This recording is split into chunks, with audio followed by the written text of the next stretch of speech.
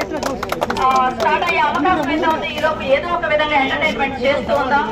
వంట శ్రీనివాస్ ఎక్కడ ఉన్నారు? మీ పిల్లలు డాన్సులు అన్నారు. ఇంకా ఎవరైనా పేర్లు ఇచ్చేవాళ్ళు ఉంటే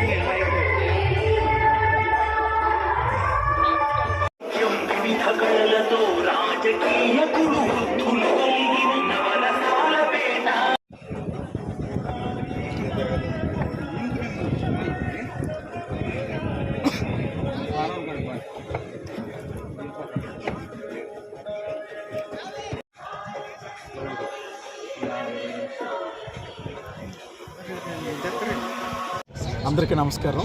పల్నాడు జిల్లాలో చిలకలూరిపేట నియోజకవర్గం ఎడ్లపాడు మండలంలో మీకు అందరికీ తెలుసు కొండవీడు కోట ఉంది. ఇది 13-14 శతాబ్దంలో రెడ్డి రాజులకు సంబంధించిన కోట. ఈ కోట రిజర్వ్ ఫారెస్ట్ పరిధిలోకి వస్తుంది. అయితే ఈ కోటలో ఏంటంటే ఘాట్ రోడ్ వేసిన తర్వాత అక్కడ కొన్ని యాక్టివిటీస్ చేసి అక్కడ రాక్ క్లైంబింగ్ కానీ, నైట్ క్యాంపింగ్, బోటింగ్, కయాకింగ్, ఇలా హార్స్ రైడింగ్ ఇలా యాక్టివిటీస్ చేసి ఈ సంవత్సరం ఒక కొండవీడు ఫెస్ట్ 2024 అన్న ఒక పేరుతో ఒక ఉత్సవాలు అన్నది నిన్నటి నుంచి మనకు జరుగుతున్నాయి.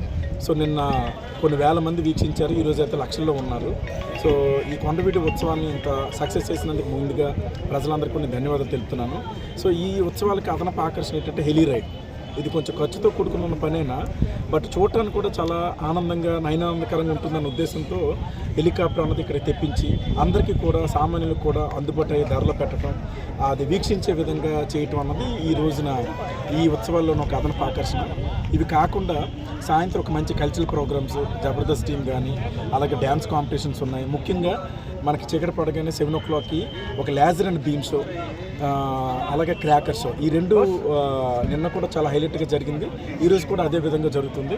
ఈరోజు ఇంకా సమీర భరద్వాజన్ ఒక సింగర్ని కూడా తీసుకుని రావడం జరిగింది. ఈ విధంగా అటు సాహసిక కృత్యాలు కావచ్చు, ఇటు చరిత్రకు సంబంధించిన ఎగ్జిబిషన్స్ కానీ, ఇలా చరిత్రకు సంబంధించిన అవగాహన కల్పించే విధంగా కావచ్చు, ఎంజాయ్ చేసే విధంగా, ఆస్వాదించే విధంగా ఇక్కడ యాక్టివిటీస్ అన్నీ కూడా రూపకల్పన చేయడం జరిగింది.